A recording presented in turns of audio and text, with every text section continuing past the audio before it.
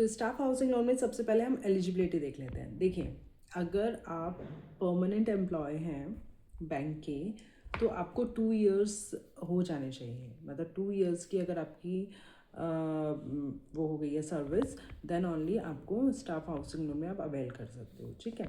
Second चीज़ क्या है,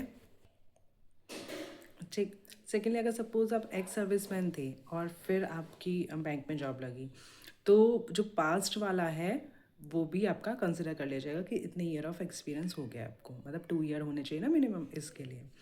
ठीक है। सेकेंडली क्या है कि आप इसमें को बराबर ले सकते हैं अपने स्पाउस को, सन को, डॉटर को। हालांकि उनकी इनकम, उनकी एज, ये सब कंसिडर नहीं होती, उनके बेस पे एलिजिबिलिटी नहीं होती, आपके बेस पे एलिजिबिलिटी होती है। ठीक है, नेट टेक होम जो होता है। उसके अलावा आप किसी भी पॉइंट ऑफ टाइम पे आपके और आपके स्पाउस के, ठीक है, 2 या 2 से ज़्यादा घर हो सकते हैं, बट एट एनी टाइम आप 2 हाउसिंग लोन ही आउटस्टैंडिंग रख सकते हैं। मतलब ऐसा नहीं है कि 2 ले लिया उसके बाद तीसरा मिल जाएगा। अपनी पूरी उस सर्विस में आपके पास 2 बार आप हाउसिंग लोन अवेल कर सकते हो। ठीक है। आपके हाउसिंग लोन सपोज आपने आज लिया है, तो उसके 3 साल के कंप्लीशन के बाद आप उस पर रिपेयर रिनोवेशन का भी अमाउंट ले सकते हो। ठीक है। तो मेन ये चीज़ है एलिजिबिलिटी के पॉइंट ऑफ व्यू से। Got it. बात करते हैं पर्पसेस की कि किस किस पर्पस से आप ले सकते हो। तो वही सेम है कि आपने प्लॉट परचेज़ किया उसके कंस्ट्रक्शन के लिए, या घर खरीदने के लिए, फ्लैट खरीदने के लिए। ठीक है। आप अच्छा, जो आप घर खरीदोगे ना, वो तो या तो आपके नाम से होगा, या फिर आपके स्पाउस के नाम से होगा, या फिर जॉइंटली होगा। ठीक है। मतलब किसी थर्ड के लिए नहीं होता, खुद के और स्पाउस के लिए होता है। ठीक है।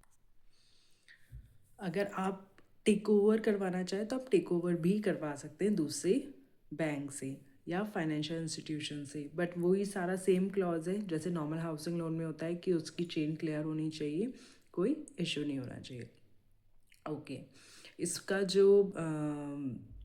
जो घर आप खरीदते हो उसका टेन्योर जो होता है ना, उससे 10 ईयर ज़्यादा का उसकी वैल्यू होनी चाहिए। मतलब उसके फ्लैट का फ्लैट कह लो या हाउस कह लो, उसकी एज होनी चाहिए। वो नॉर्मल वाले हाउसिंग लोन में भी एप्लीकेबल है वो चीज़। ठीक है। और क्या चीज़ है, आपके नाम से होना चाहिए, पूरा क्लियर होनी चाहिए चेन, तो आप आराम से ले सकते हो। अच्छा, इसकी सैंक्शनिंग अथॉरिटी कौन सी होती है, जहाँ आप वर्क करते हो उससे अबव।